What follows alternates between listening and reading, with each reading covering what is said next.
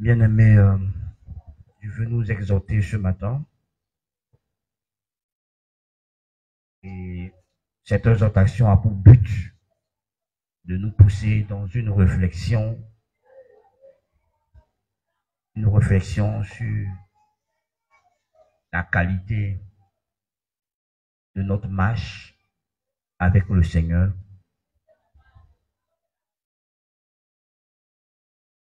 Aussi sur notre attitude à l'égard de la parole de Dieu.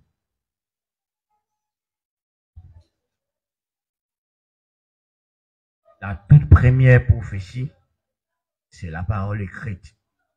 Quand nous ouvrons la Bible, c'est la bouche de Dieu que nous ouvrons. Donc, Dieu a parlé dans sa parole.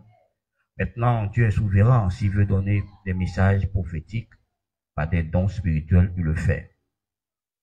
Il faut savoir que la première source de révélation pour entendre la voix de Dieu, c'est lorsque tu ouvres ta Bible. Gloire à Dieu. Je vais demander à une personne, non pas un micro, dans la salle. Je vais demander à quelques personnes, peut-être 5 personnes à la rigueur.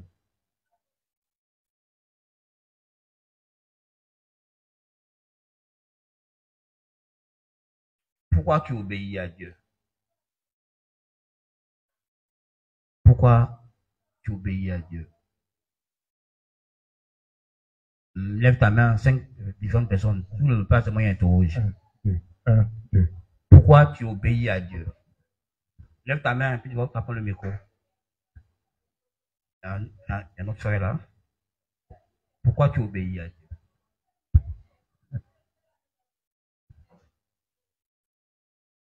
J'obéis à Dieu pour sauver mon âme. Tu obéis à Dieu pour sauver ton âme. Ok. Qui d'autre? Qui d'autre? Regarde derrière toi. J'obéis à Dieu parce qu'il est mon Père. Elle a dit quoi? Parce qu'il est son Père. Ok. Uh-huh.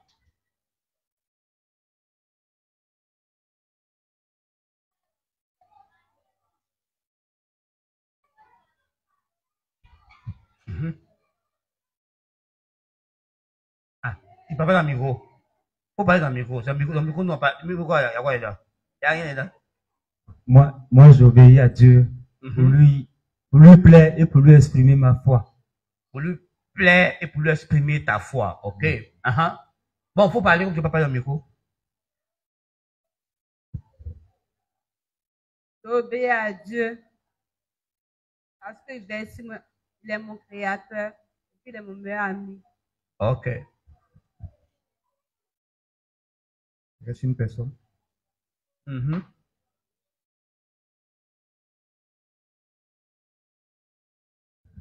Ah, lève ta main.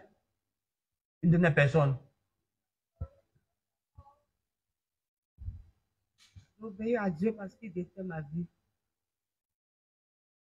Elle obéit à Dieu parce qu'il détient sa vie.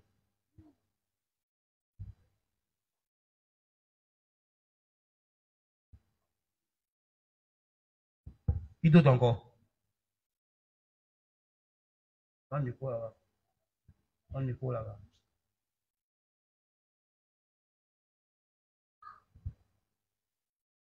Alléluia. J'obéis à Dieu tout d'abord parce que j'aime Dieu. Et aussi obéis à Dieu parce que tout d'abord tu l'aimes. Parce que c'est un ordre divin. Parce que c'est un ordre divin. Ok. J'obéis à Dieu parce qu'il est mon créateur et il est mon sauveur. Parce que ton créateur, il est ton sauveur.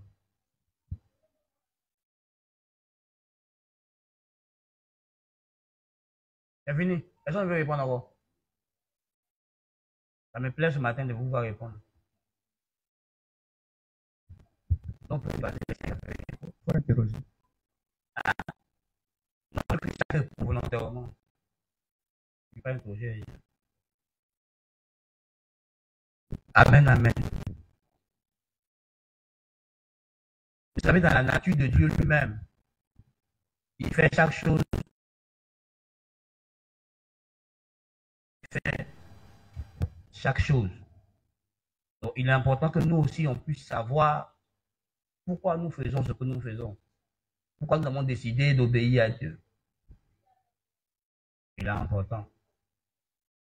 Mais je voudrais dire à chacun qu'on n'obéit pas à Dieu pour être sauvé. Parce que le salut s'obtient par la grâce, au moyen de la foi. Ce n'est pas notre mérite, ce n'est pas notre effort. Donc nous obéissons à Dieu. Parce que nous sommes sauvés. Parce que je suis sauvé que j'ai réussi à obéir à Dieu. Si je n'avais pas été sauvé,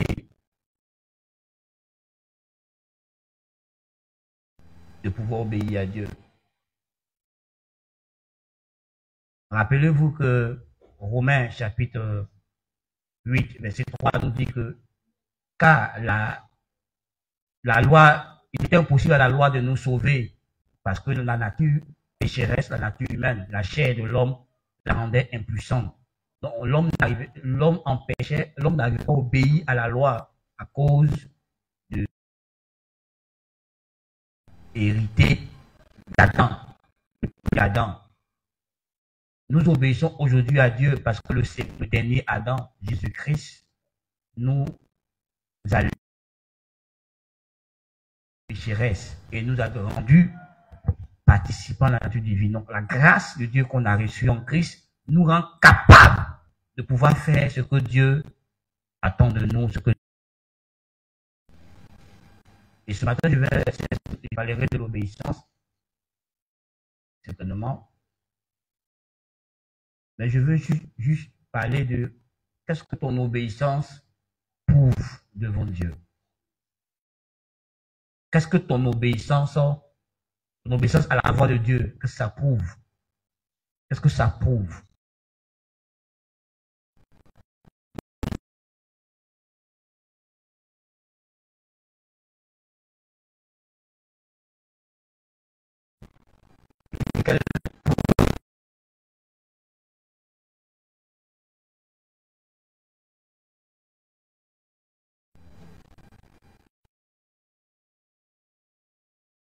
La nouvelle à Dieu pour être béni. Dans l'ancienne alliance, oui, les hommes devaient obéir à Dieu pour recevoir la bénédiction de Dieu. Ce qui est cité dans Deutéronome, chapitre 8. Nous sommes déjà, parce que l'obéissance de Jésus nous a été imputée. Donc pourquoi encore on obéit à Dieu? C'est pas pour être béni. Si tu veux, c'est pas pour être béni. Ça permet de manifester la bénédiction que j'ai déjà reçue en Christ. Mon obéissance à Dieu me permet de rendre ma bénédiction invisible, visible. Donc je suis déjà béni, comme il dit dans Éphésiens chapitre 1, verset 3, loué soit Dieu qui nous a bénédiction dans les lieux célestes en Christ. Nous sommes bénis.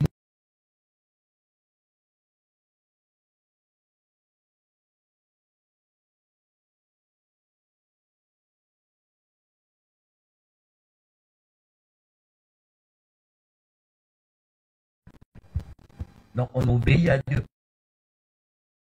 pour que la bénédiction qu'on a se manifeste. Donc si tu ne comprends pas l'obéissance dans la nouvelle alliance et que tu veux la pratiquer comme l'obéissance sous l'ancienne alliance, tu vois que Dieu et toi, vous ne serez pas en face. Parce qu'il t'est possible de le faire.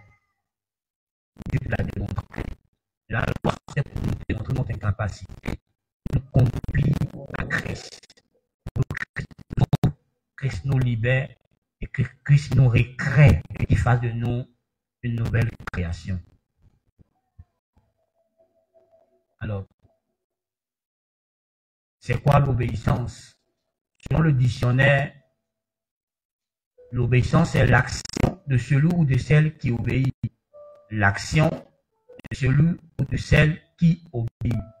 Retiens bien, l'action de celui ou de celle qui obéit. Donc, l'obéissance est une action qu'une personne produit.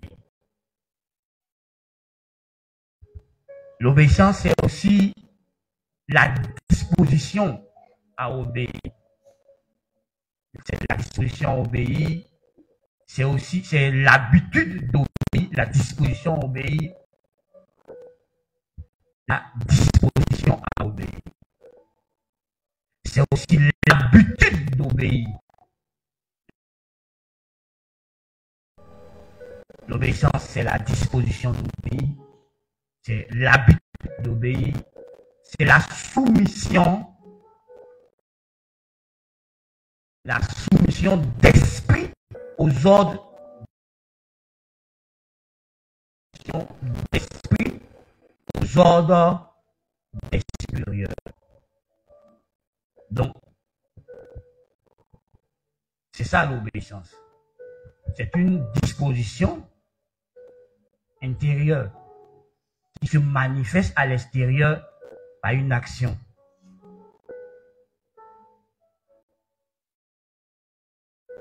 C'est cette action-là, l'action d'obéir, qui est l'obéissance. Mais elle commence par une disposition à l'intérieur. Et elle doit normalement pour le chrétien être une habitude quotidienne. Une habitude quotidienne.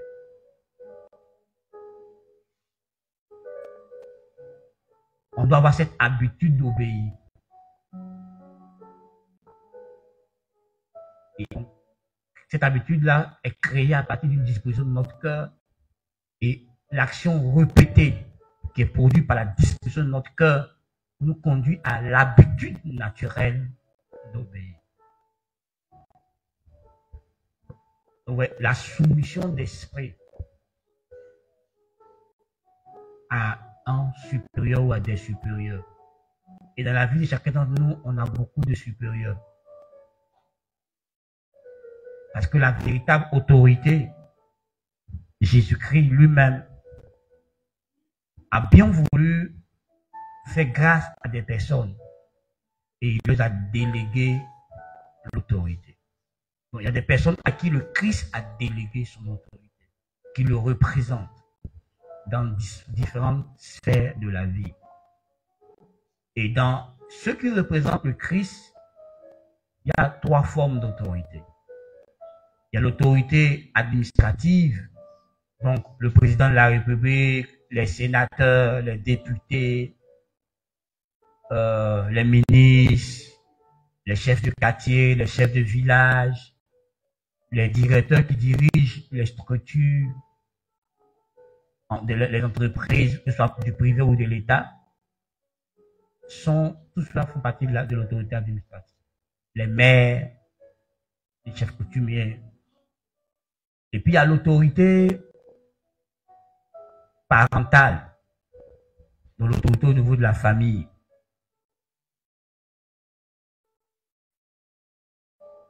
Et il y a l'autorité ecclésiastique, dont les pasteurs, les religieux. Et ces différentes autorités ne fonctionnent pas de la même manière. Donc, quelqu'un qui, par exemple, est à la fois une autorité administrative et une autorité familiale, il ne peut pas appliquer sa manière de diriger l'entreprise chez lui à la maison. Ce n'est pas la même autorité. Quelqu'un qui est à la fois une autorité ecclésiastique, familiale, et puis en même temps chef d'entreprise, il doit faire la différence entre l'exercice de ces différentes formes d'autorité. Souvent, quand les chrétiens travaillent, par exemple, pour leur pasteur, ils veulent transférer l'autorité pastorale dans l'autorité administrative. Bon, ils veulent que le pasteur réagisse comme s'il était pasteur là-bas. C'est pas la même forme d'autorité. Et vous voyez, dans l'autorité familiale, par exemple, on choisit pas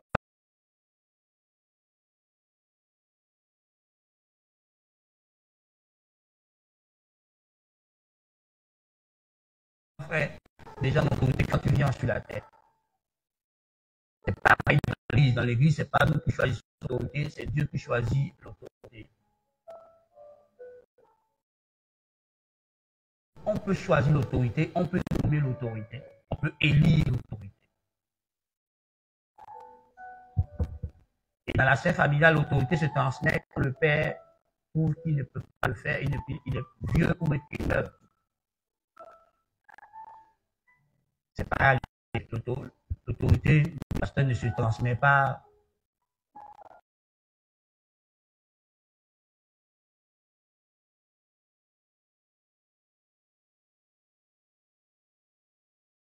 Si Dieu choisit notre autorité, et d'avoir autorité plutôt. Et quand c'est pas compris, le pasteur fait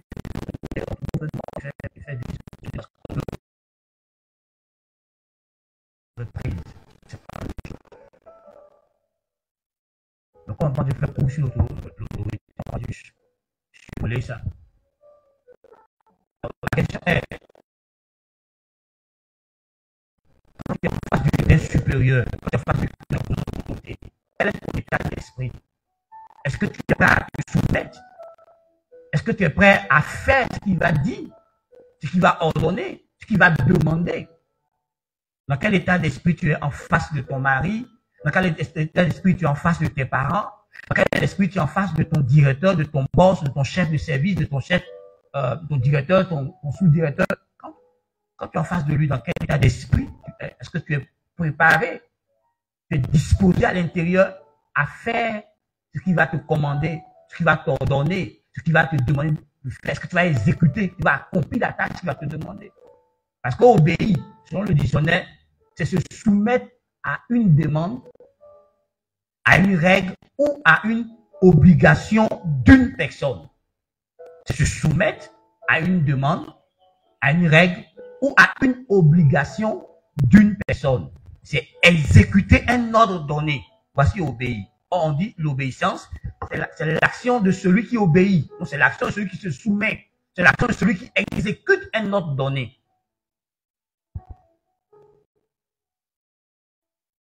Alors, dans quel état d'esprit nous sommes?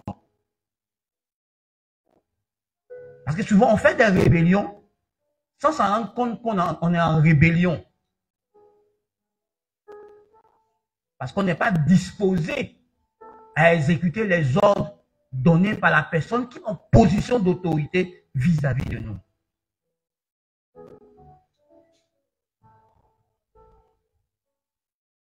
On n'est pas disposé.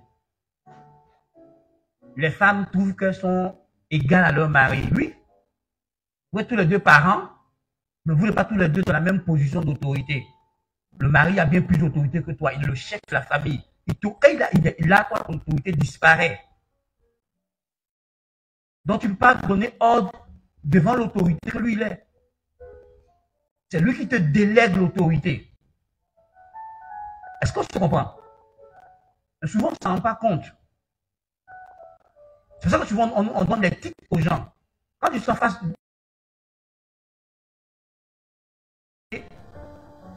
pour que je veille sur mon attitude, je veille sur mes propos, je veille sur ma réaction. C'est qui le représente. Quand on va dans un village, on dit non, on voit le chef de village.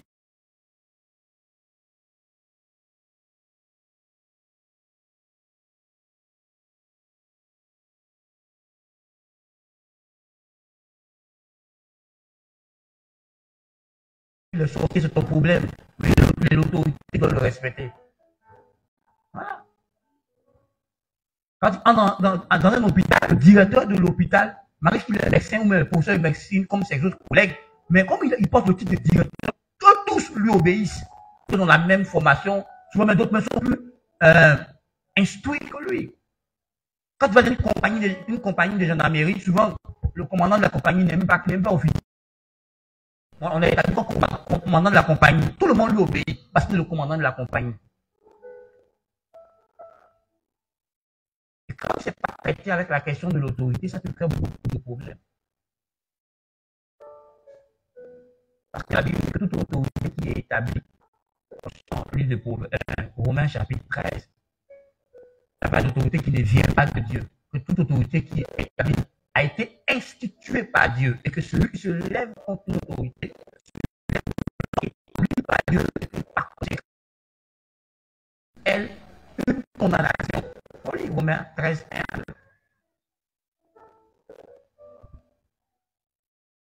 Donc, vous voyez, des gens qui incarnent et qui représentent la vraie autorité qui est Dieu. C'est pas une question de, c'est une femme, c'est pas une question de, c'est pas une question de sexe. Que ce soit une femme ou un homme d'âge, que ce soit un enfant ou que ce soit un adulte, que ce soit un vieux. Non, c'est pas ça.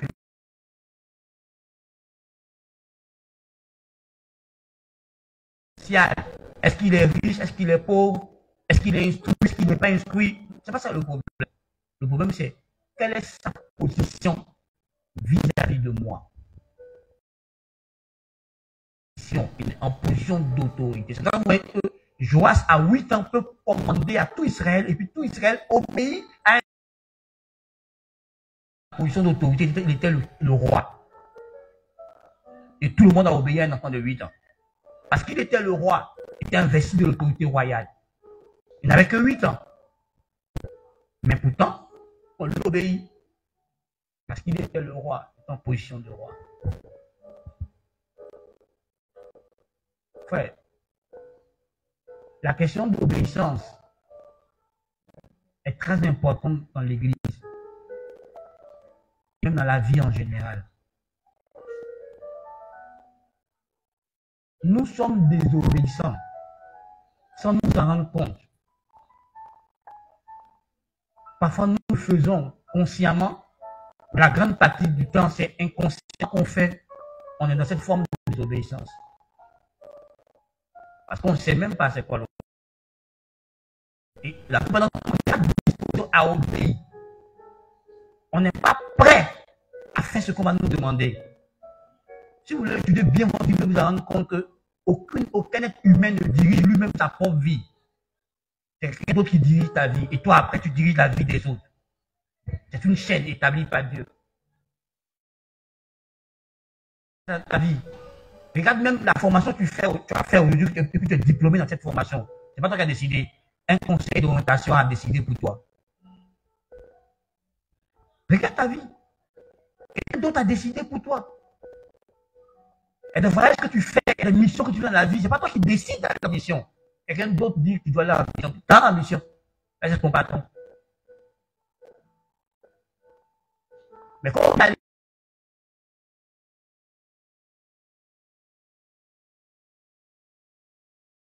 on ne veut pas, on trouve que le pasteur est compliqué, des dictateurs. Non, frère. Il y a un ordre donné dans l'église. Et tout le monde doit respecter l'ordre donné par le chef suprême de l'église, qui est Jésus lui-même. Donc, on a une Bible. Et la Bible nous montre comment on doit se conduire dans la maison de Dieu. Et il y a quelqu'un qui est établi par Dieu pour qu'il conduise les choses dans la maison de Dieu. Et nous tous, nous devons. La soumission, elle est absolue. C'est l'attitude de ton cœur. C'est à l'intérieur. C'est à l'intérieur. C'est l'attitude de ton cœur. La disposition de ton être, de ton esprit à vouloir faire ce qu'on va me demander. L'obéissance, elle est relative. Pourquoi? Parce qu'on peut donner un ordre qui va contre l'autorité suprême qui est Dieu lui-même. Donc, par exemple, quand Pierre, on lui donne l'ordre de ne pas prêcher au nom de Jésus-Christ, il leur dit, ce Dieu c'est vrai sacrificateur, vous me jugez. De ne pas obéir à Dieu, de vous obéir à vous. Vous même juger. Ne dis pas ça dans un air arrogant et impoli. Quand soumis, il reconnaît l'autorité du sacrificateur, mais il dit l'ordre là, elle est relative. Cet ordre là, je ne peux pas le faire parce que ça me fait pécher contre Dieu. On désobéit lorsque c'est que l'autorité déléguée va contre la vraie autorité qui est Christ. Bon, ton mari dit une chose, il dit qu'il ne peut pas pécher contre Dieu. Moi, je ne veux pas faire ça. Quand je veux pas faire ça, il n'aime pas ça. Ça ne me plaît pas.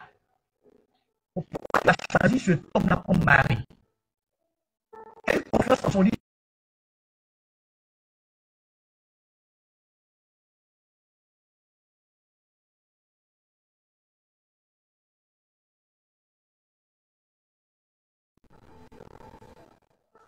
C'est comme aujourd'hui, on a choisi Ouattara et on veut pas que Ouattara nous dirige. On se plaint de ses décisions. Qui va avoir été choisi? C'est notre choix. Jusqu'à ce qu'il quitte au pouvoir, on doit lui obéir. Il va prendre des décisions. Le vrai Dieu, le côté vrai, Dieu l'influence, Dieu le dirige pour qu'il prenne des décisions sages. La publicité, on dit pour autorité.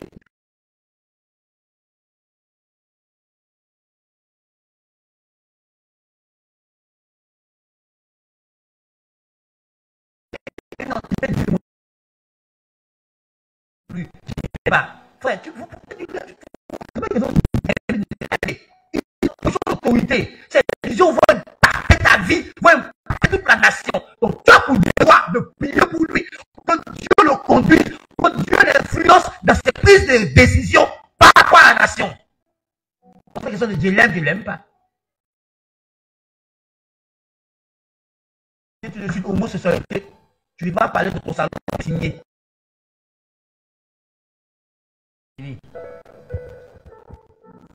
Au lieu de le détester, comprenez qu'il a vos destinées entre les mains, il a décidé la Côte d'Ivoire entre les mains, et toute décision qu'il va prendre implique la Côte d'Ivoire entière.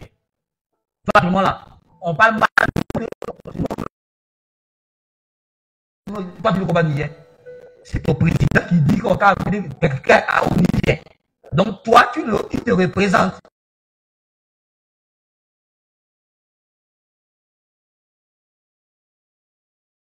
Sage pour prendre des décisions selon Dieu. Donc, tu dois le porter en prière. Tu dois prier pour lui et non bavader dans ton salon et le détester. À ces décisions vont t'impacter. Vous voyez, actuellement, chaque décision qui prend impact. Il a été augmenté. Augmenté.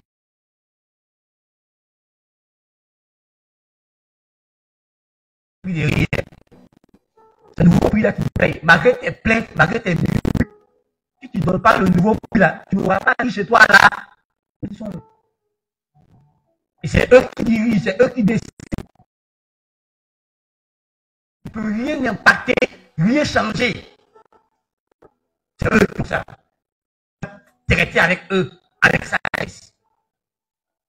C'est pareil à la maison. Le combat pour ton mari, soit sage pour la famille. La famille entière, celui qui trace votre avenir, et on va les dire.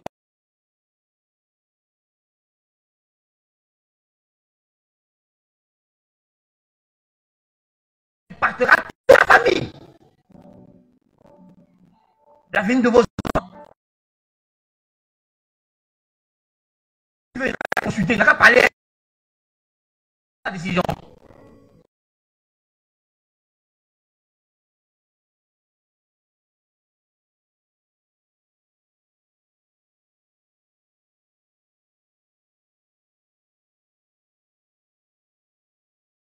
Fais ce que lui a décidé. Est-ce qu'il a droit à changer ça? Sarah va vers Abraham. Chasse l'enfant, il dit pourquoi? C'est mon enfant, il ne le chasse pas. Dieu n'a pas intervenu. Est-ce qu'Ismaël s'est versé? Non. Parce que Dieu a intervenu que Ismaël, sa autorité.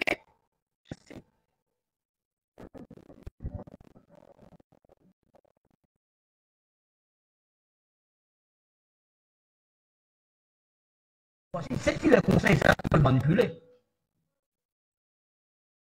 Le binôme lui revient. Il a assis, il ne parle pas intérieur. Donc, ce n'est pas avantageux pour toi d'être rebelle, d'être désobéissant à une autorité. Et nous, on est rebelle à l'autorité suprême qui est Dieu lui-même. Regarde ta propre vie ce matin. Est-ce que tu es sûr?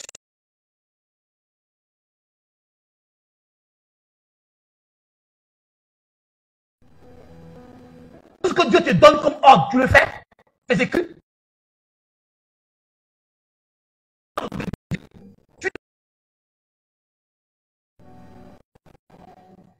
Est-ce que tu es prêt à rencontrer? Est-ce que ton cœur, tu es prêt d'être l'écho de la chemin de Dieu, à l'emprunter. C'est ce que Dieu veut pour toi. Tu vas emprunter ça.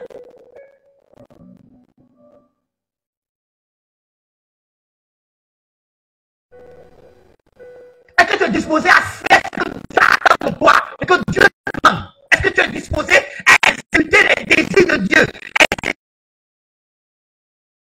de Dieu, à accomplir les principes, à marcher sur les principes de Dieu? Et dans la Bible se trouvent toutes les règles qui sont établies pour que la vie soit régie. C'est lui le souverain. Lui qui a créé la vie. Et puis il a établi toutes les règles de la vie. Comment on doit gérer la famille, comment on doit gérer les finances, comment on doit gérer les relations humaines, comment on doit faire. Il a tout établi. C'est dans la Bible et tu es censé lire, étudier, comprendre les règles et les principes.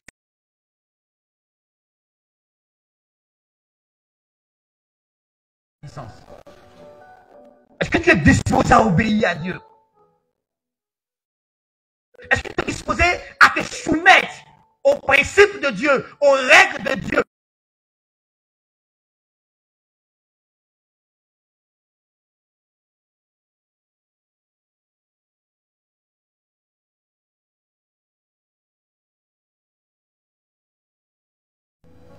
Il n'y a pas encore lu mon message. Regarde-toi. Quel type d'action tu as au quotidien? Des actions qui s'opposent à Dieu, qui s'opposent à la volonté de Dieu. Dieu te dit évangélise, tu n'évangélises pas. Dieu te dit prie sans cesse, tu ne pries pas. Dieu te dit jeûne, tu ne jeûnes pas. Dieu te dit fais ceci, tu ne fais pas. Dieu dit pardonne, tu ne pardonnes pas. Dieu dit tant que c'est ton pouvoir de t'empêcher, tu empêches les gens. Les autres.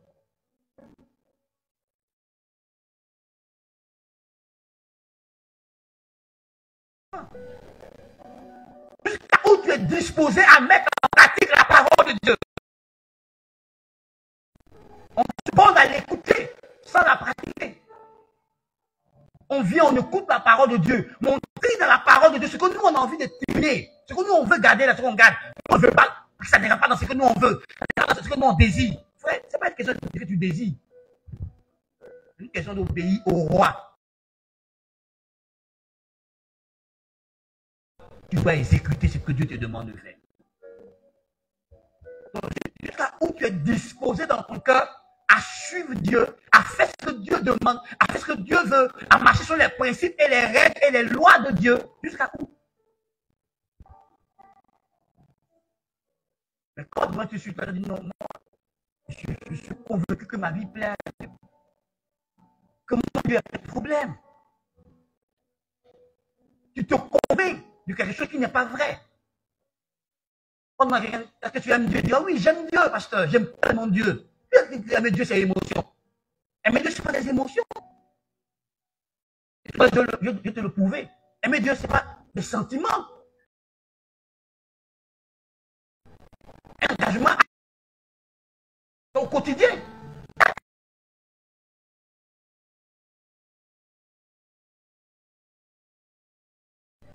Aimer Dieu, ce n'est pas une question.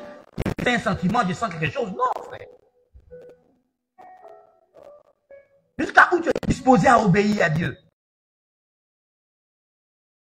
Tu ne pourras pas obéir à n'importe quelle autorité déléguée parce que tu n'as pas reconnu la vraie autorité.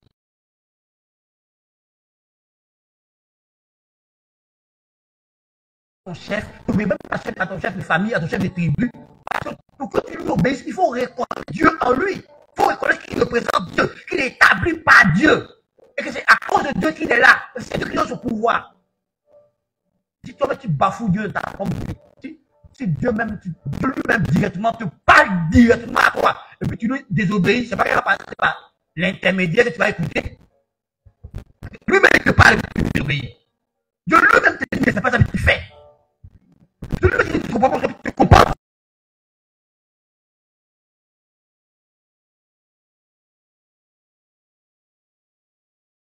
Tu parles le Saint-Esprit, et puis tu désobéis à Dieu.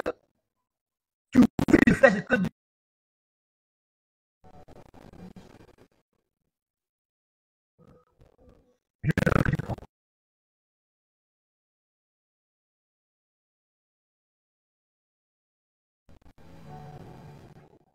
que ton attitude envers la parole de Dieu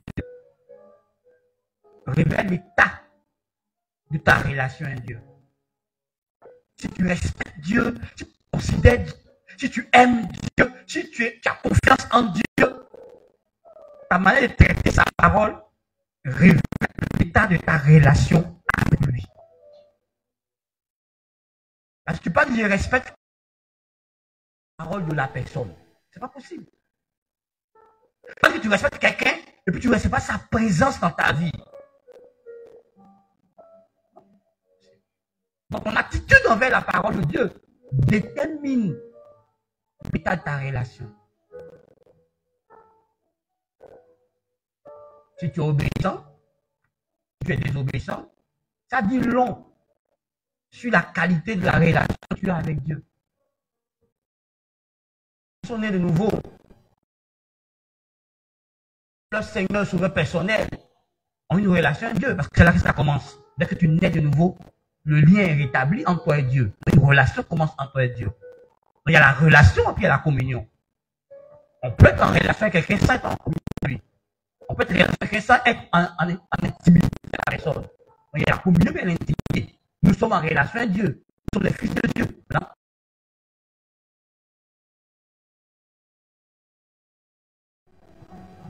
Oui, je suis en relation avec beaucoup de membres de ma famille. En communion avec beaucoup d'entre eux. On n'est pas en intimité. Les choses de moi-même que ces cousins-là ne savent pas. Les choses de deux, je ne sais pas. Parce que ça se passe la même chose. On se voit au funérail. Ah bonjour mon frère, bonjour.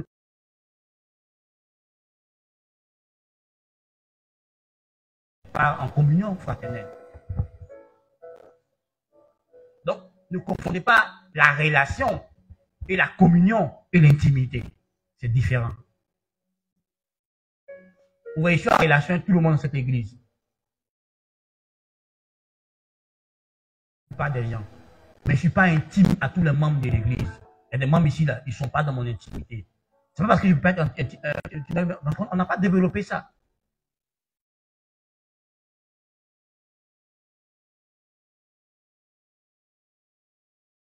Je ne partagerai jamais avec toi. Parce que tu n'es pas mon intime, tu n'es pas dans mon cercle d'intimité. Et même dans mon cercle d'intimité, il y a cercle et puis il y a intimité, puis il y a intimité. Voilà. Ça, c'est le droit que chacun d'entre nous a. On décide d'être intime avec qui on veut. On ne s'ouvre pas à tout le monde. Il faut être sûr que celui à qui tu es de vendre ton âme, là, il va prendre soin de ça. Il ne va pas te tuer. Ah, c'est ça. Donc, vous voyez, mes amis, est-ce que tu obéis à Dieu? Si oui, c'est bien. Sinon, qu'est-ce que ta désobéissance ou ton obéissance exprime à Dieu? Et qu'est-ce que ça exprime aux autres hommes qui te regardent? Alors, dans la parole de Dieu maintenant, dans Jean, le chapitre 14,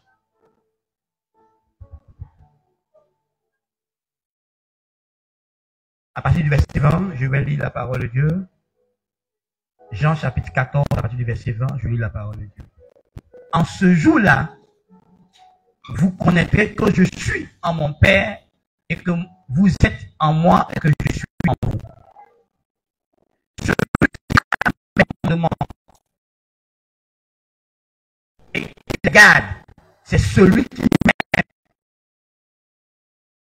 m'aime sera aimé de mon Père.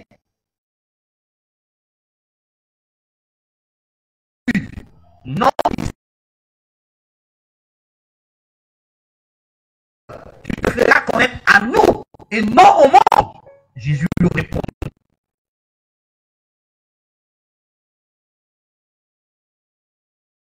Et mon Père l'aimera. Nous viendrons à lui et nous ferons notre demeure chez lui. Celui qui ne m'aime pas ne garde point mes paroles. Et la parole que vous entendez n'est pas de moi, mais du Père qui m'a envoyé. Merci. Veuillez vous asseoir.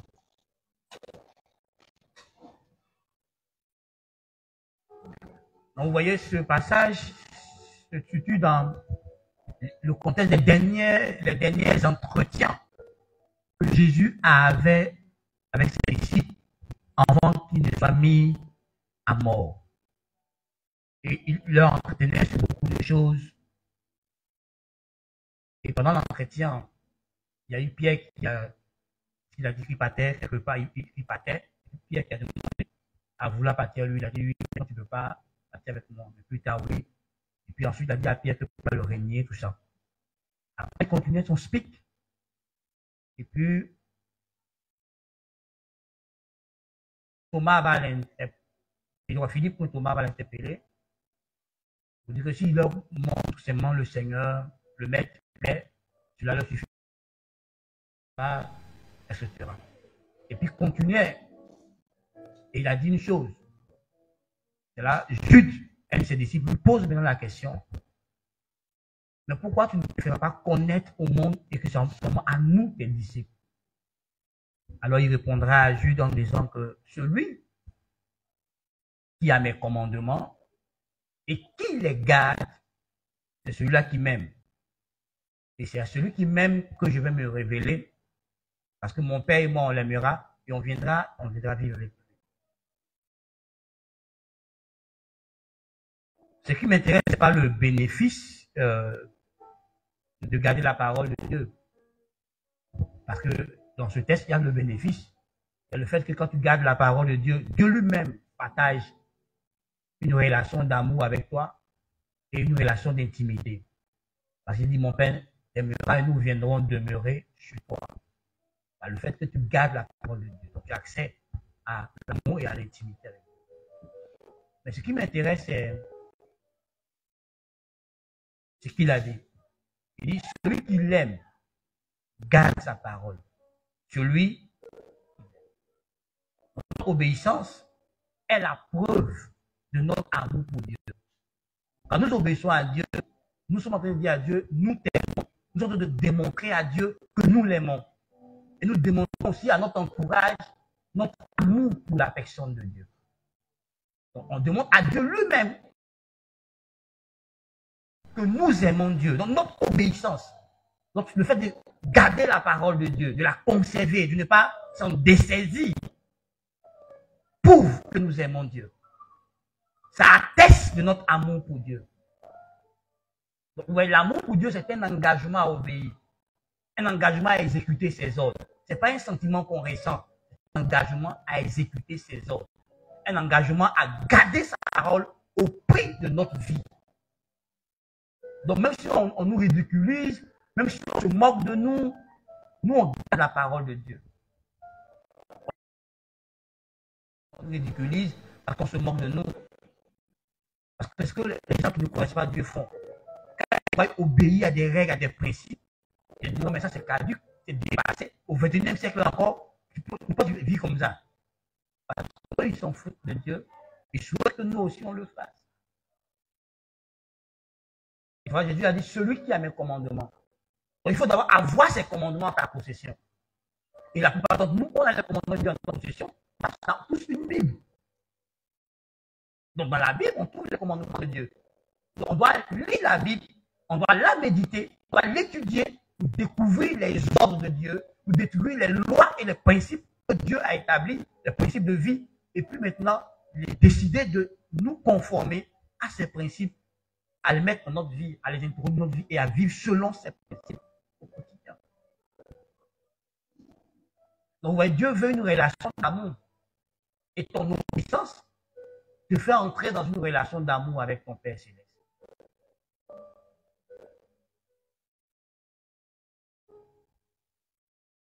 Souvent, quand les gens me disent, pasteur, c'est dur d'obéir à Dieu, je réponds à ces personnes-là, tu n'aimes pas Dieu. Ça fait mal.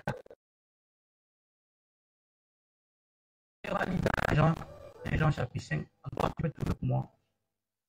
Jean chapitre 5, rapidement.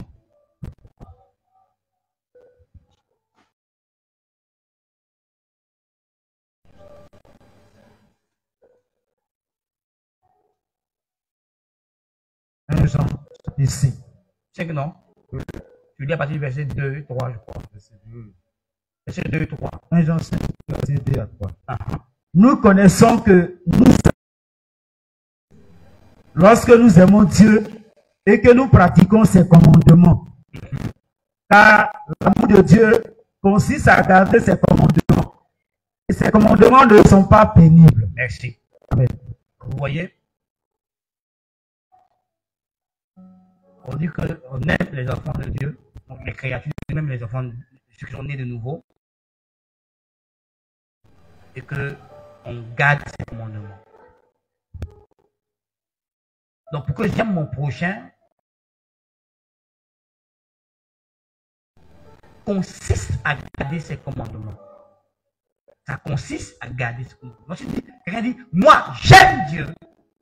Ce que nous, on doit voir en lui, pour que son j'aime Dieu là soit vrai, c'est qu'on doit le voir obéir aux ordres de Dieu, aux lois de Dieu, aux commandements de Dieu. S'il n'obéit pas, s'il ne met pas en pratique les commandements de Dieu, il n'aime pas Dieu. Donc tu te trompes toi-même quand tu penses aimer Dieu, alors qu'à longueur de journée au quotidien, tu fais tout ce que Dieu n'aime pas. Tu désobéis à Dieu. Tu ne fais pas ce que la Bible commande, la Bible t'ordonne. Tu fais. Tu n'aimes pas Dieu. Et c'est difficile d'accepter. C'est ce que la Bible dit. Si nous voulons prouver à Dieu que nous l'aimons, Dieu s'attend à ce que nous gardons ses commandements, que nous pratiquons ses commandements. Il s'attend à ça, que nous obéissons à ses commandements, que nous marchons selon les règles. Et quand Dieu s'est rendu compte qu'on ne peut pas nous-mêmes le faire, il s'est arrangé, il a fait un sacrifice, il a donné la grâce pour qu'on soit capable de le faire à partir de la grâce qu'il nous a donnée. Donc tous ceux qui sont en Christ et qui croient en Jésus réussissent à obéir à Dieu. Ils ont la capacité de le faire puisqu'il est vivant en eux.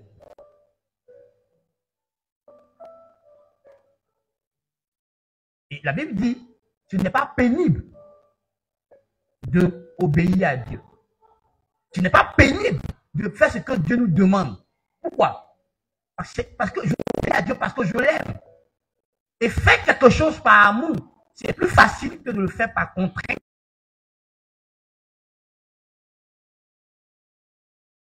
Poser un acte, ça n'est plus quelque chose de difficile et de douloureux. Au contraire, tu es heureux de faire du bien à la personne. Tu es content de le faire. Tu le fais avec joie, tu le fais avec allégresse. Donc, je vous pose la question.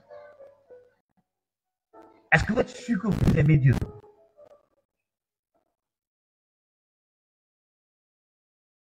Bon, ça rend les choses de Dieu.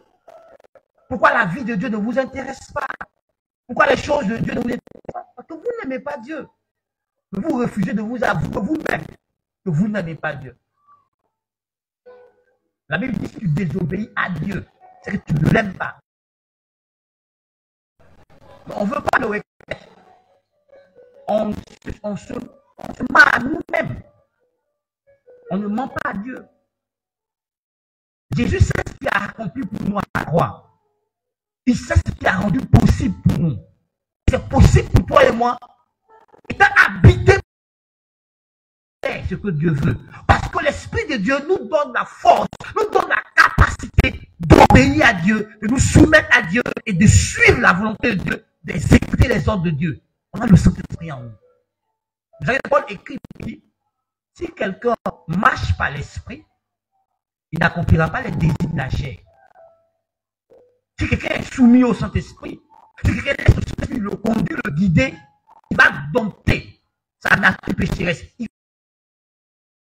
L'Esprit lui donne la force, la puissance nécessaire pour dompter cette nature pécheresse et vivre selon que Dieu veut.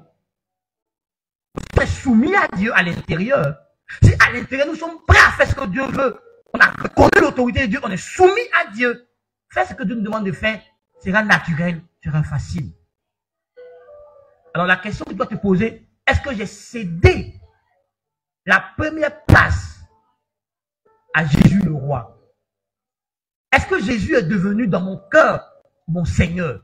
Est-ce que j'ai reconnu moi-même dans mon cœur l'autorité de Jésus-Christ et je suis prêt à lui faire allégeance au quotidien?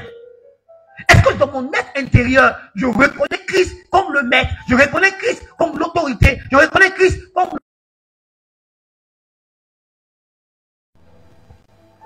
C'est de ça qu'il s'agit, frère.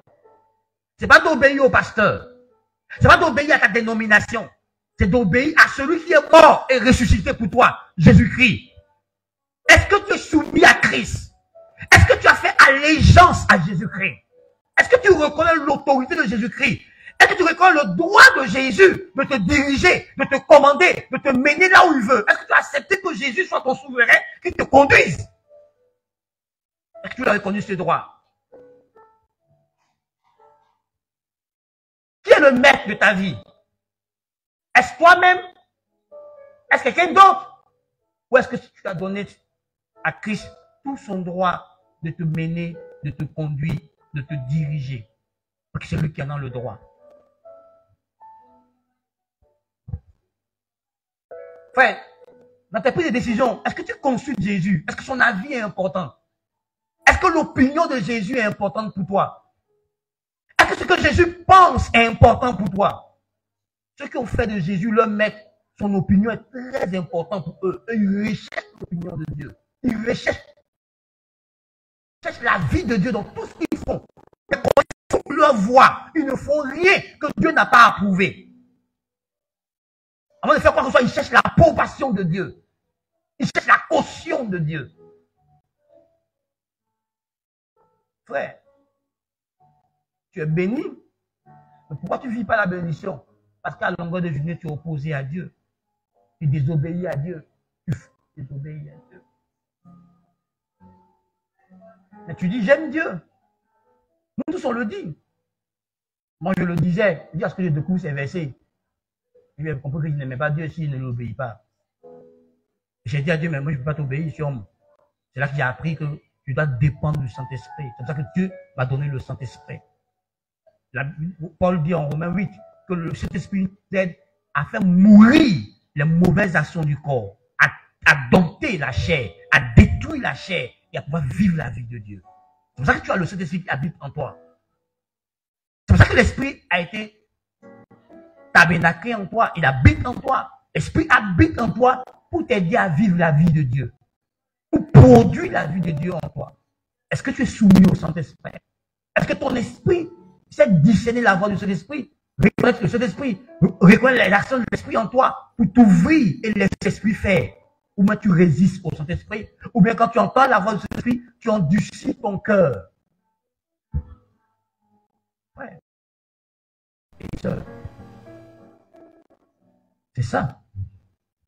Notre obéissance est censée prouver l'amour qu'on a pour Dieu. Est censée démontrer que nous aimons Dieu.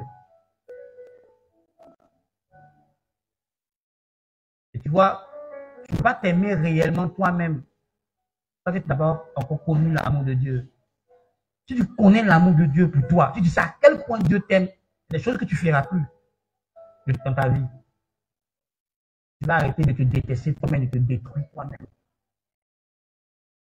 Ça, c'est pas bon pour toi. Tu vas écouter Dieu. Tu ne vas pas forcer à vouloir prendre quelque chose que Dieu dit c'est pas bon pour toi, pour mettre dans ta vie pour te détruire. Ouais, est-ce que tu aimes Dieu? Regarde ta vie d'obéissance, elle te dira à quel niveau d'amour tu es pour un Dieu. Regarde. Est-ce que tu luttes avant de céder à Dieu? Quand Dieu te donne un ordre, est-ce qu'il y a une lutte qui s'engage entre toi et Dieu? Ou bien naturellement, dès que tu as discerné, dès que tu as reconnu la voix de Dieu, tu t'exécutes.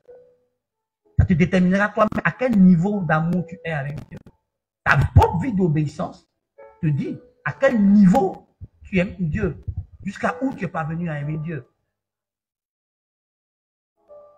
Alors c'est à toi de réfléchir ce matin sur la marche que tu entretiens avec Dieu. C'est pas la marche avec ton frère en Christ, c'est pas la marche avec ton pasteur. Ta marche avec Dieu, avec ton Créateur, avec celui qui est mort à la croix et ressuscité pour toi. Comment tu marches avec Dieu au quotidien? Que fais-tu de l'amour que Dieu t'a témoigné? La croix est la preuve indéniable de l'amour de Dieu. En Romains chapitre 5, verset 8, la Bible dit, mais Dieu prouve son amour envers nous, parce que nous étions encore pécheurs. Christ est mort pour nous. Comment tu as répondu à l'amour de Dieu? Quand Dieu est venu te démontrer qu'il t'aime, est-ce que tu aimes l'amour de Dieu? Est-ce que tu réponds bien à l'amour de Dieu dans une vie d'obéissance, dans une vie de consécration, pour montrer à Dieu que, j'ai reçu ton amour, je mérite cet amour-là.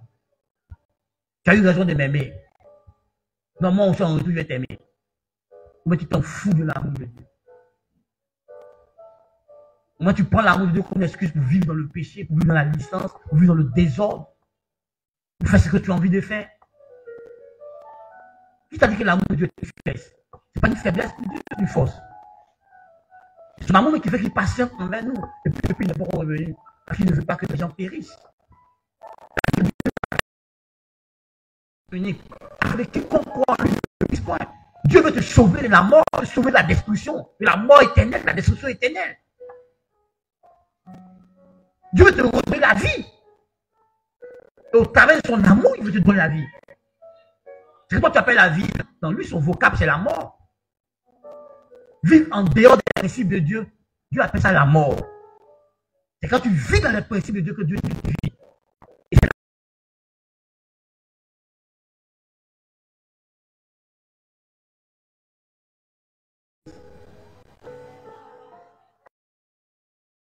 endurcir ton cœur et à croire que la vie chrétienne n'est pas la meilleure vie, qu'une meilleure vie. Frère, c'est ta mort. Non seulement ta mort spirituelle, ça te séparer de Dieu. Et puis cette mort va continuer jusqu'à la mort physique. C'est celui qui a Christ qui a la vie. Celui qui n'a pas Christ n'a pas la vie. 1 Jean chapitre 5, verset 12. Et toi, tu as l'opportunité d'avoir Christ. Et tu refuses de vivre Christ. Tu refuses de jouer. Grâce à Dieu qui t'a été donné, tu retournes encore à tes vomissures. Tu retournes encore à tes vieilles habitudes. Tu as causé la mort. Tu as causé la séparation. En Christ, tu as gardé ça. Tu as gardé ces habitudes. Tu as gardé cette façon de faire qui sont contre la parole de Dieu. Tu as gardé la colère en toi. Tu as gardé l'orgueil en toi. Tu as gardé l'obéissance en toi. Tu as gardé la rébellion en toi. Tu as gardé la méfiance en toi.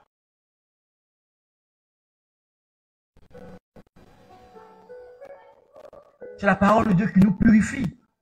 Quand David demande à Dieu, comment tu fais pour être pur? Si tu gardes ma parole,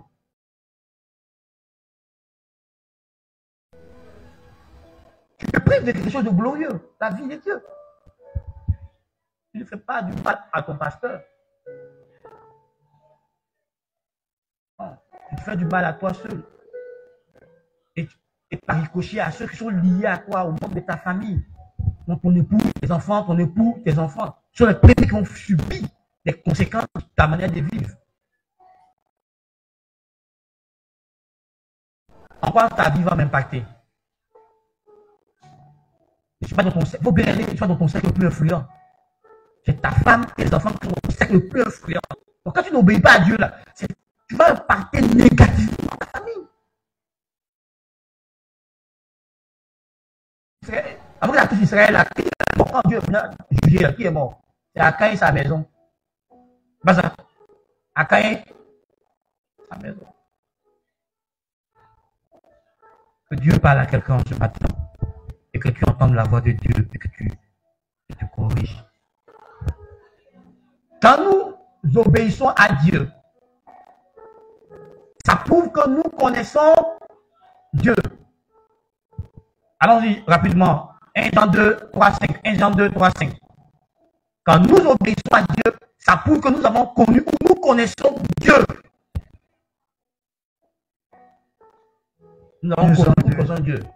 1 Jean 2, verset 3 à 6. Oui, vas-y rapidement. Si nous gardons ses commandements, par là nous savons que nous l'avons connu. Pardon? Par là, nous savons que nous l'avons connu. Donc comment je sais qu'il a connu Dieu? La Bible dit comment il fait pour savoir qu'il a connu Dieu? Comment il fait pour savoir qu'il a connu Dieu? Nous avons. Parce que j'ai connu Dieu. Je connais Dieu. Et tu n'obéis pas à Dieu. Lis la suite. C'est la Bible dit. Celui qui dit, je l'ai connu, et qui ne garde pas ses commandements est un menteur. Et la vérité n'est point en lui. L'amour de Dieu. Merci. Mais. Donc, vous voyez, mes amis, la parole de Dieu dit que Si je dis que je connais Dieu et que je ne garde pas ses commandements, je suis un menteur. Et la vérité n'est pas en moi. La vérité, c'est quoi? C'est la parole de Dieu. Elle n'est pas en moi. Si la parole de Dieu est en toi, tu ne peux pas vivre sans le péché. Parce que la parole de Dieu nous débarrasse du péché. Là, Jésus, dans Jean 17, il dit, Père, sanctifie-les par ta vérité. Ta parole est la vérité. Donc, tu ne peux pas avoir la parole de Dieu en toi et puis poser des actes qui vont contre Dieu et puis offenser Dieu et puis déshonorer Dieu. C'est pas possible. Quand tu connais Dieu, tu sais que Dieu est saint. Tu sais que Dieu est juste. Tu sais que Dieu il est incorruptible. Tu ne peux pas avoir la parole de Dieu, avoir pris la décision de garder la parole de Dieu, de faire ce que dit la parole de Dieu, et puis tu as fait des choses qui n'honorent pas Dieu.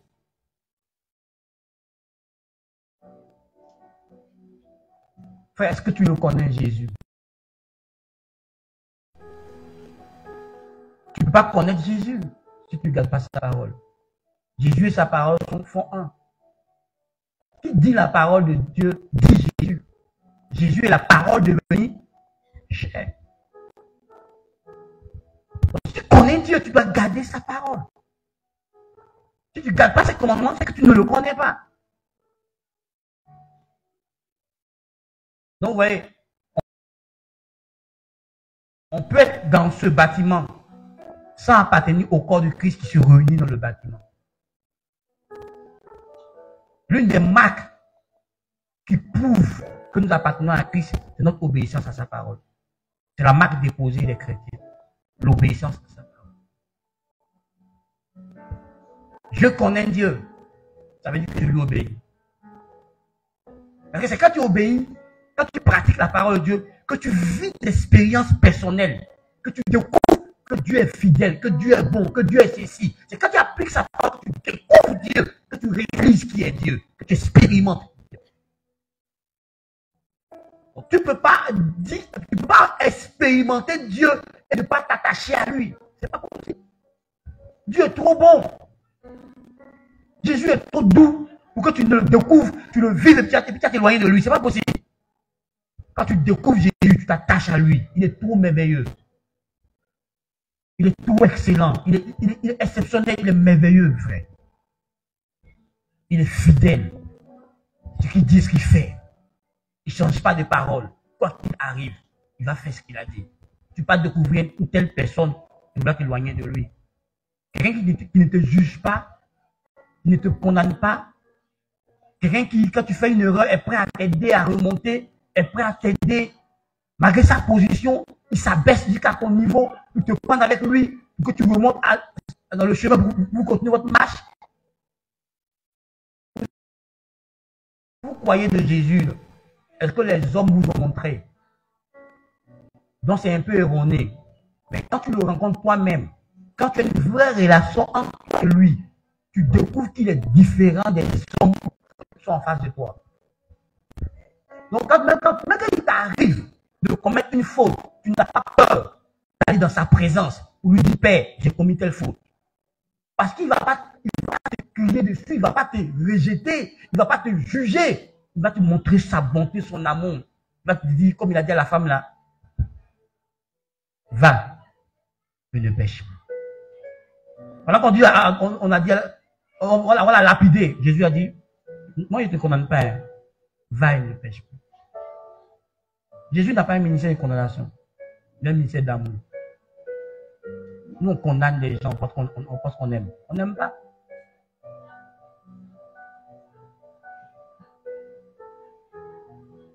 Frère, quand tu vas connaître Jésus, ta relation avec Dieu au quotidien sera merveilleuse. Tu vivras correctement, quoi. Tu te sentiras libre et tu vivras tout en l'honorant. Tu n'auras pas peur de ce que les gens disent ou pensent de toi. Parce que tu sais ce que Jésus pense de toi. Tu sais ce que Jésus dit de toi. Et tu vis à partir de la révélation que Jésus t'a dit de toi. Donc tu n'es pas tétanisé par tout ce qui sont autour de toi. Tu vis en homme libre. Vous savez, j'ai découvert que le monde dans lequel nous sommes, ils veulent qu'on soit des menteurs, on soit des faux. C'est-à-dire que si tu es franc avec quelqu'un dans tes pensées, dans tes sentiments, il va changer de comportement. Mais quand tu es faux, quand tu lui fais croire ce qu'il veut, que tu veux croire là, il dit que tu es une bonne personne. Ils ne veulent pas que les gens soient sincères. Avec Jésus, c'est facile pour toi d'être sincère, d'être vrai, d'être honnête. Parce qu'il est la lumière. Donc quand tu es en présence de lui, tout ce qui est ténèbres en toi sort. Et puis il enlève. Il prend son temps de patience, rempli d'amour pour t'aider à devenir meilleur. Frère, tu ne connais pas Dieu parce que tu ne pratiques pas sa parole. Si tu pratiquais la parole de Dieu, c'est vrai. Tu n'allais pas remettre en cause les promesses de Dieu concernant. Tu n'allais jamais regarder aussi.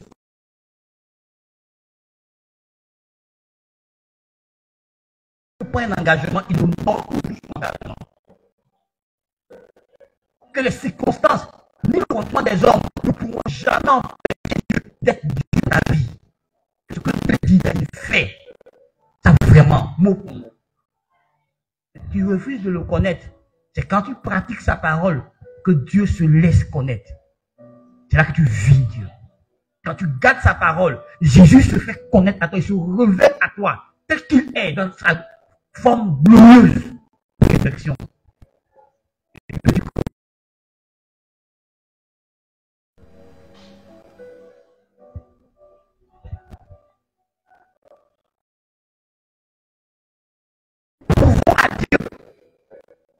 Que nous sommes attachés à lui, que nous demeurons en lui.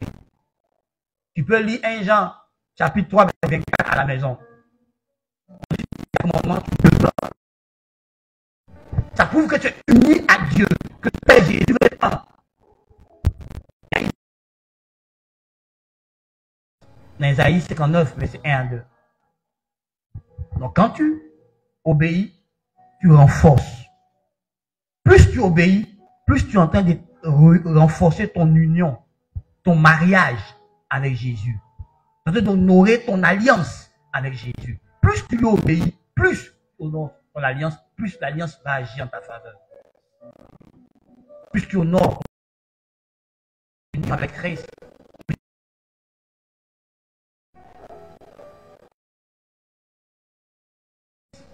Nous prouvons que nous avons confiance en lui. Nous prouvons que nous avons foi. Quand nous obéissons à Christ, nous prouvons que nous nous faisons confiance, que nous croyons en lui.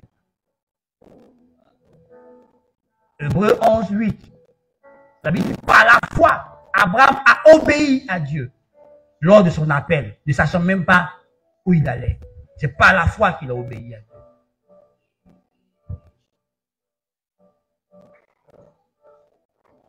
Et pourquoi les péchés aujourd'hui, c'est l'incrédulité. On doit cesser de croire en Dieu. On ne croit pas Dieu sur parole, on ne fait pas confiance à ce que Dieu nous dit.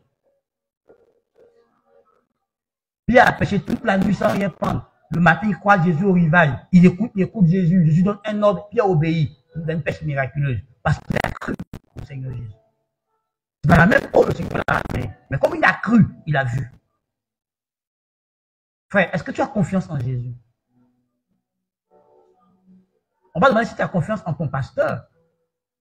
Ton pasteur, il est faillible, c'est un homme. Est-ce que tu as confiance en Jésus? Est-ce que tu crois en la personne de Jésus-Christ? Ton pasteur t'a fait quelle promesse? La Bible, ce n'est pas un pasteur qui l'a écrit. C'est Jésus qui l'a inspiré. Donc, ce sont les paroles de Dieu.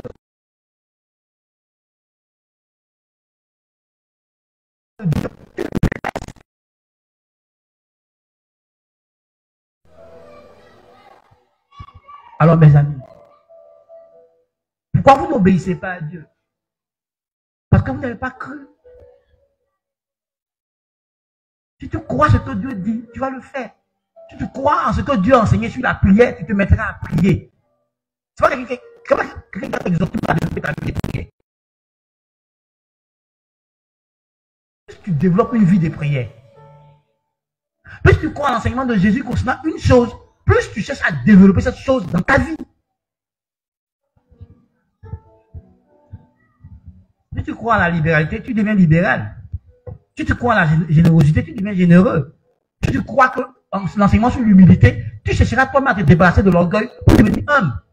Tu te crois à l'enseignement sur la sagesse de Dieu, tu rechercheras la sagesse de Dieu. Parce que nous recherchons ce que nous croyons.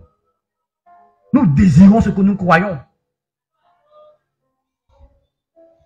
Ouais, on sort nous tous, on nous propose des affaires. Mais quand tu ne crois pas dans ton cœur que cette affaire est profitable, tu fais quoi? Tu t'en détournes. Mais quand tu crois, même quand tu n'as pas l'argent pour investir, tu fais tout pour trouver. Parce que tu crois. C'est tout. Si tu croyais Jésus, tu allais t'attacher à lui. Si tu croyais Jésus, tu allais faire ce qu'il te demande. Tu ne crois pas en Jésus. C'est tout.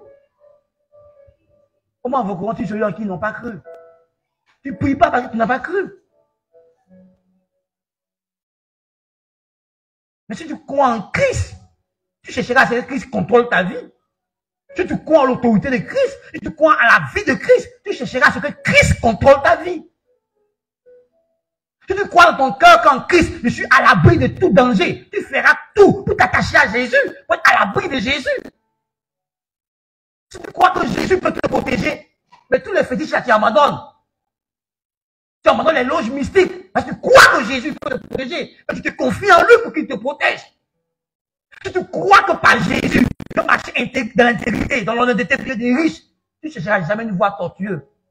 Quand on te propose la corruption, tu t'en détournes. Parce que tu crois que Jésus peut te rendre riche de façon honnête.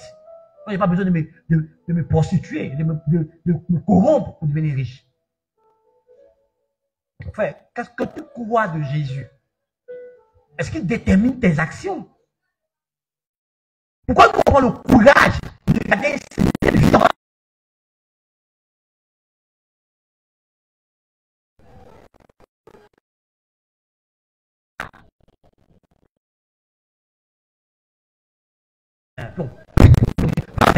Et puis il va.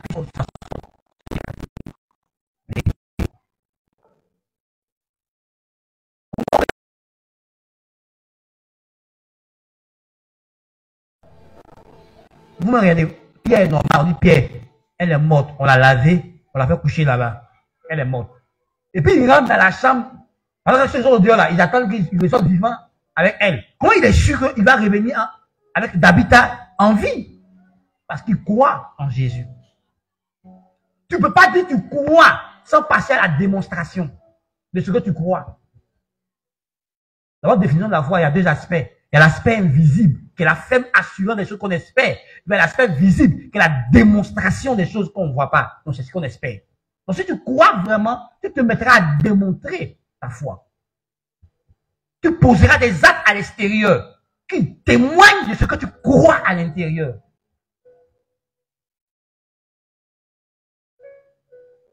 Donc regarde-toi, est-ce que tu crois vraiment en Dieu?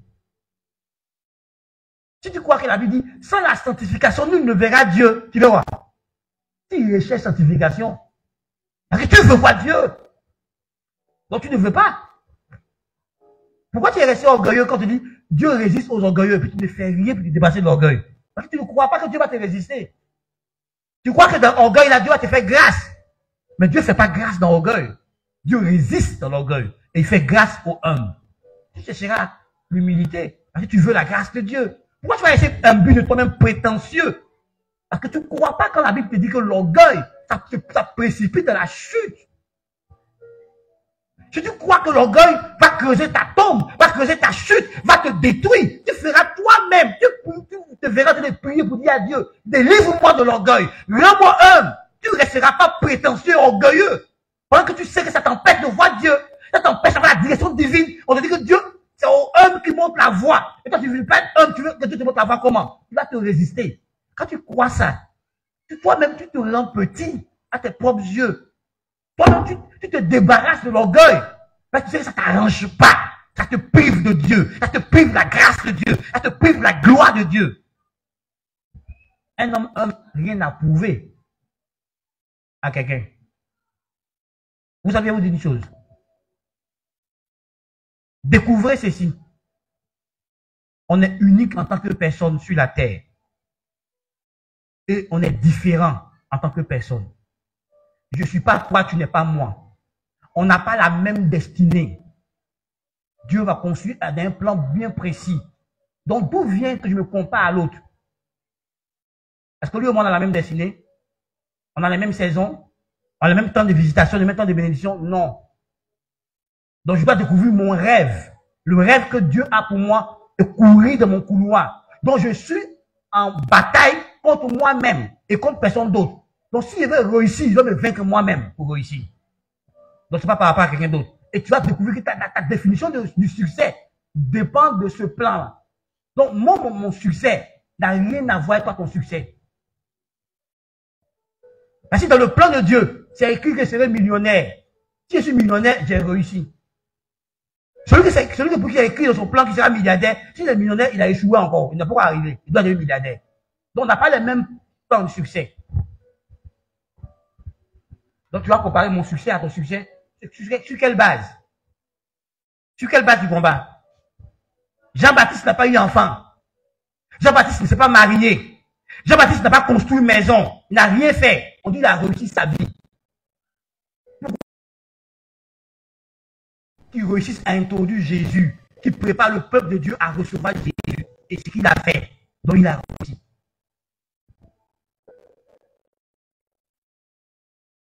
Comprenons Dieu, un frère.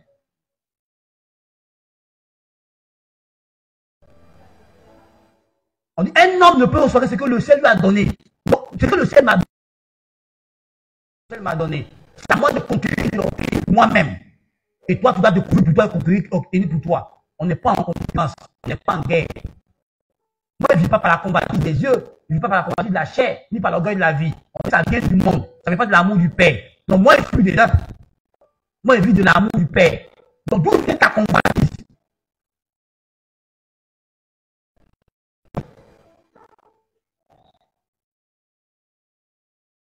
Tu n'as pas à te comparer à chacun. Dieu a chacun. À chacun dans l'héritage, Dieu a accordé une part. Et l'a possédé. Donc,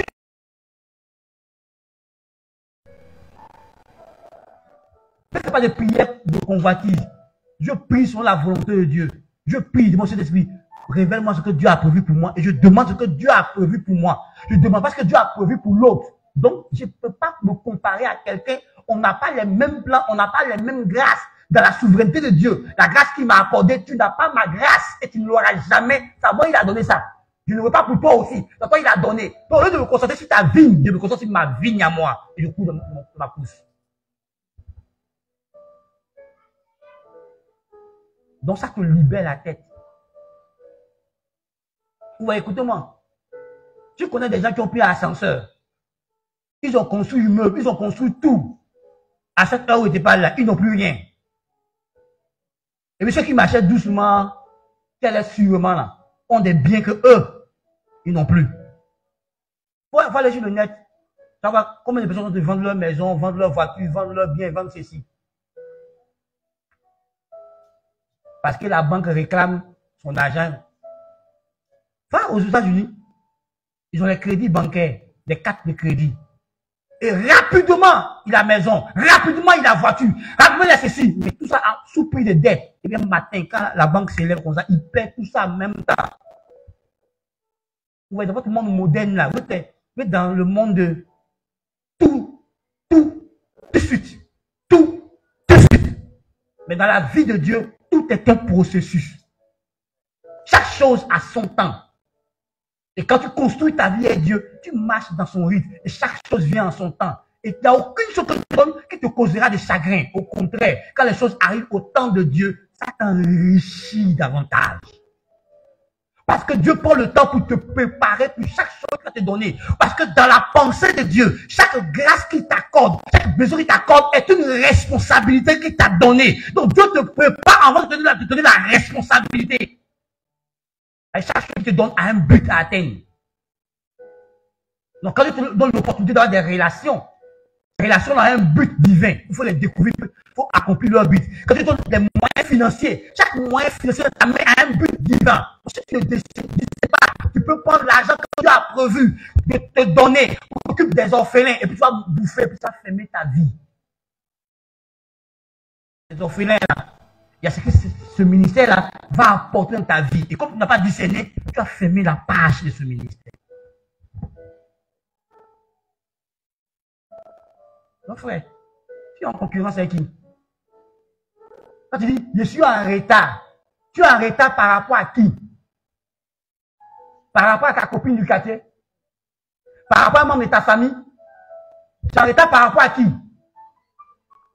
Est-ce que Dieu t'a montré, t'a dit à toi, personnellement, 45 ans? Oui, après 45 ans, il va t'élever.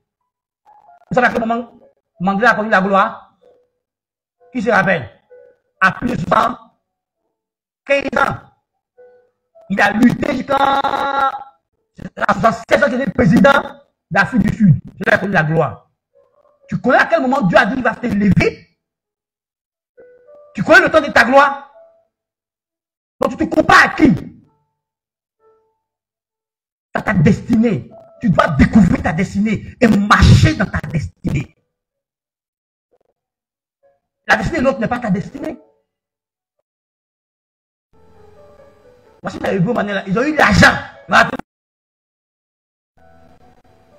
Même un joueur de club africain même bien même. Frère, est-ce qu'il connaît? Je me suis promené à Cocody là. J'ai vu la maison des anciens ministres du fouet. Et tu as entendu, non, ça lui appartient plus, il a vendu à... Il ne retrouve pas. Mais le temps où il a la manne, il n'a pas construit ce qu'il a construit. J'ai vu la maison de ces ministres de Bédier qui sont dans la pauvreté. Comment quelqu'un qui était ministre d'État qui devient pauvre? Frère, la vie sous le soleil, ça t'enseigne tous les jours. Mais tu ne comprends pas. Pour écouter Dieu, pour vivre. Regarde-les. Ils accomplissent quoi quand ils font là? Quoi qui dure dans le temps? Quoi qui reste pour la génération à venir? Dieu te prépare pour quelque chose de plus grand que ça. Et toi, tu cours dans des choses inutiles là. Parce que tu n'as pas découvert le plan de Dieu pour ta vie. Chaque jour. Vas-y, continue. Quand nous obéissons à Dieu, nous pouvons que nous l'honorons, que nous le craignons, que nous le considérons. Tu peux lire le psaume 112, verset 1, et puis le psaume 128, verset 1 à 2. On dit, l'homme qui craint Dieu prend plaisir à garder ses commandements. Si tu crains Dieu, tu gardes ses commandements. Donc quand tu obéis à Dieu, tu prouves à Dieu que tu le respectes. Tu prouves à Dieu que tu le considères. Tu prouves à Dieu que tu l'honores. Tu honores Dieu. Nous tous, on sait ce qui s'y passe.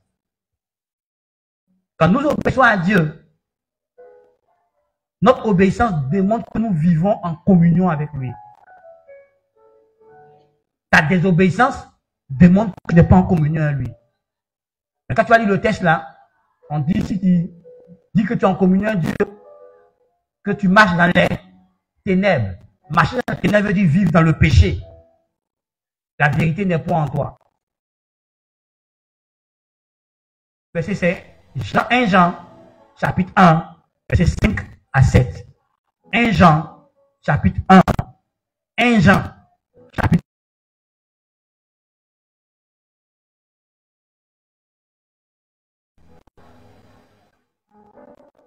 1. Tu as une relation qui est dans l'intimité, dans la communion. Tu partages des choses avec Dieu, tu es d'accord avec Dieu. Tu honores ton alliance. Frère, est-ce que ça peut aller? Donc, 1 Jean, chapitre 1, verset 5 à 7. Quand nous obéissons à Dieu, nous vivons en communion avec lui. Mais si tu dis que tu es en communion, tu marches dans les ténèbres, tu es un menteur, tu es en communion avec lui.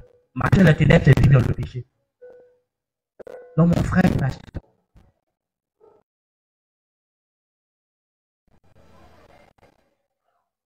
Et le dernier point,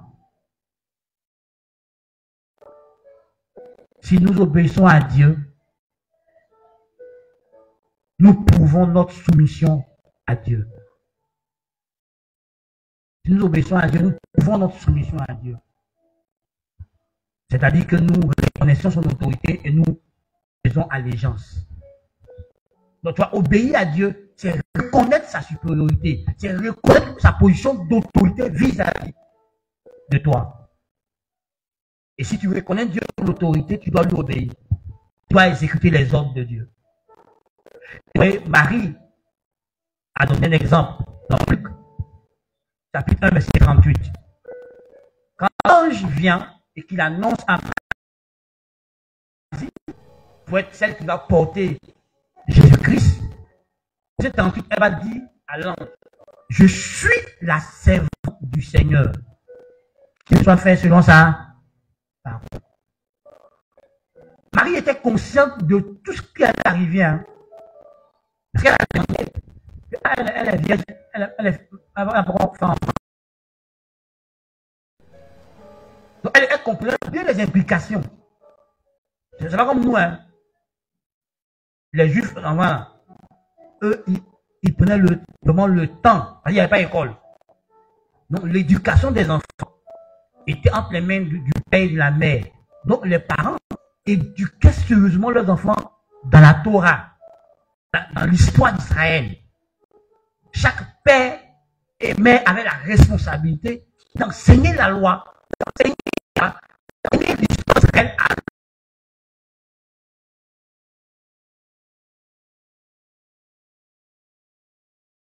marier. C'est qu'elle avait enduré, à subir, là. Elle savait. Elle savait que même son type là même peut la rejeter. Elle dit, je suis la seule.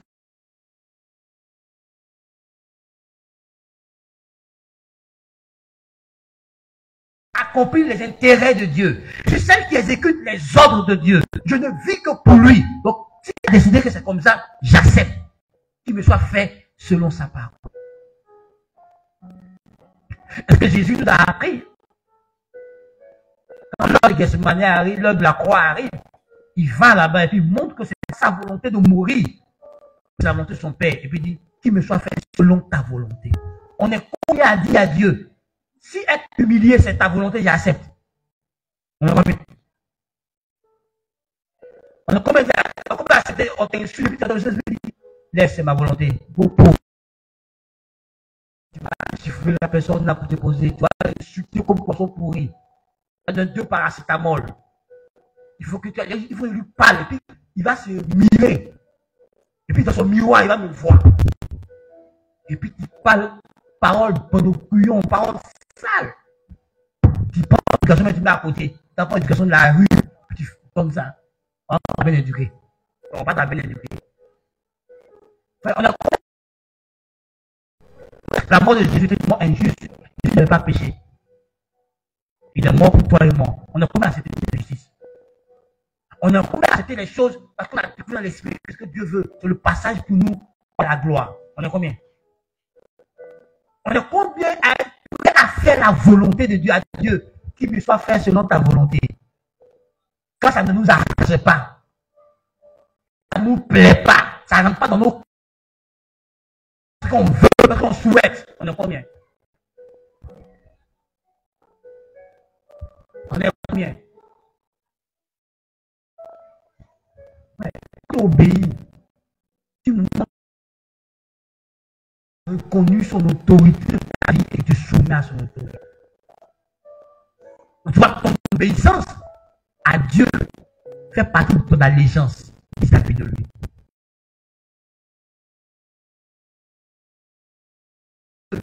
Tu fais quoi? Tu rentres en rébellion contre lui.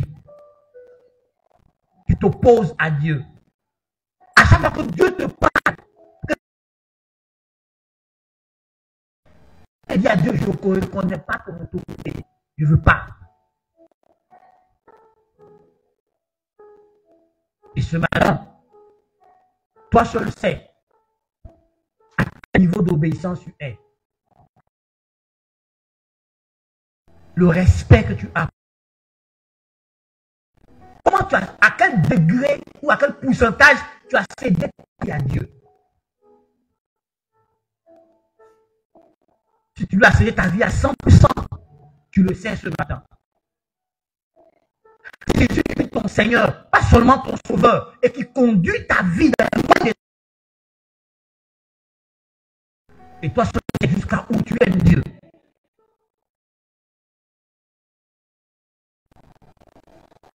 Jusqu'à où tu as consacré ta vie à honorer Dieu, à faire plaisir à Dieu au quotidien.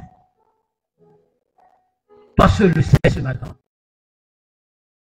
Parce que toi seul sais si tu obéis ou si tu n'obéis pas. Toi seul sais comment tu marches chaque jour avec Dieu.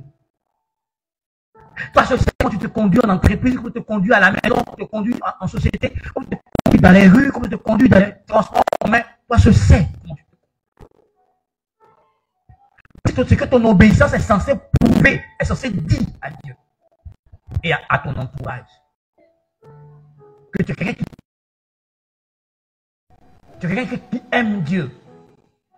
Tu es quelqu'un qui vit dans un mariage conscient avec Dieu. Tu es quelqu'un qui a accordé une grande importance à Dieu, qui craint Dieu, qui honore Dieu. Quelqu'un qui a reconnu l'autorité de Dieu quand tu lui as fait allégeance et tu vis dans la dépendance de sa vie. Frère, nous sommes tous hier des bagarreurs. Et si nous ne suivons pas les frappages, c'est parce qu'on est soumis à Jésus. Il a dit, si on t'insulte, il faut bénir. Ne répondez pas injure pour injure, bénissez, si on fait du mal.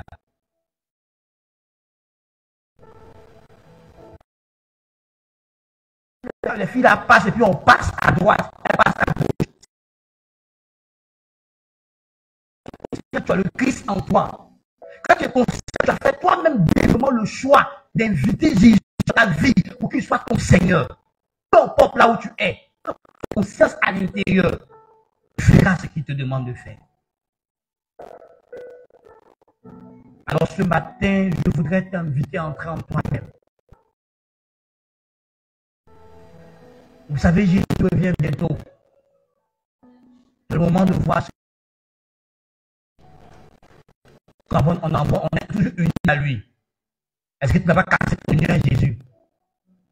Est-ce que tu n'es pas dans la séparation de corps à Jésus?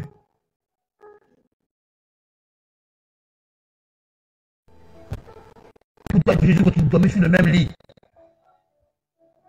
est-ce que tu es toujours uni avec Christ? Est-ce qu'il te conduit tout? Est-ce qu'il te dirige toujours? Est-ce que tu vas juger que tu es plus intelligent que lui, tu es plus sage que lui, et tu l'as mis de côté et tu es devenu le maître de ta vie, tu conduis ta vie sans tenir compte de Jésus? Ce matin, je t'invite à examiner ton cœur. Parce que c'est que ton obéissance est censée révéler. Parce que les choses que révèle ton obéissance, elles révèlent que tu as fait de Jésus ton Seigneur. Elles révèlent l'amour que tu as pour lui. Elles révèlent la foi que tu as en lui.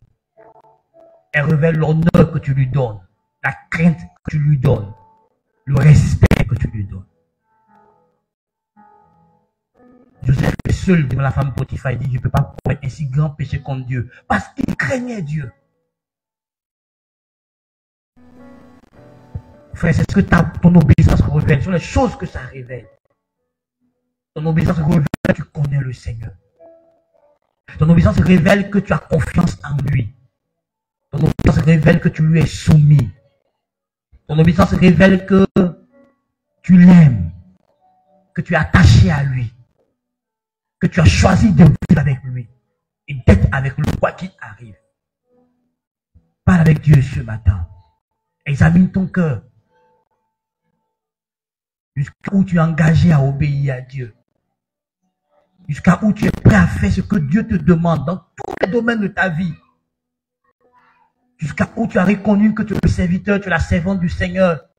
Et que ça doit être ainsi. C'est sa volonté qui doit s'accomplir, non la tienne. Jusqu'à où tu as reconnu l'autorité de Jésus dans ta vie. Et tu lui as donné la place de Seigneur dans ta vie. Parle avec Dieu ce matin.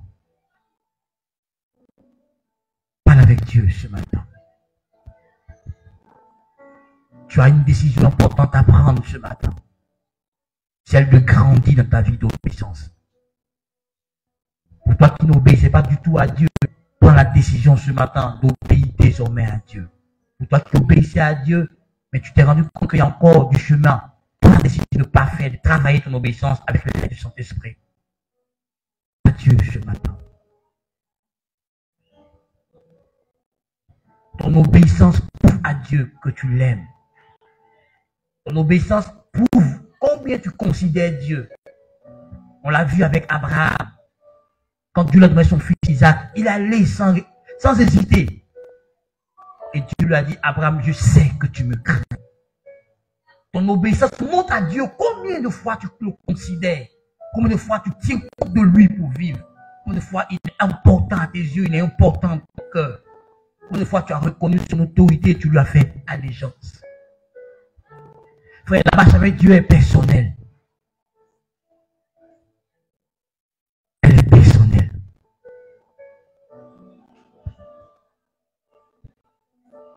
Alors parle avec Dieu ce matin. Ton obéissance montre à Dieu combien de fois tu lui as accordé la confiance. Combien de fois tu crois en lui, tu lui fais confiance, tu crois en son pouvoir, tu crois en sa puissance, tu crois qu'il est fidèle, tu crois que ce qu'il dit va le faire. Ton obéissance montre à Dieu. Rien, mais tu as entendu une voix et tu agis sur la voix. Malgré que les circonstances sont bizarres, mais tu agis sur la voix de Dieu.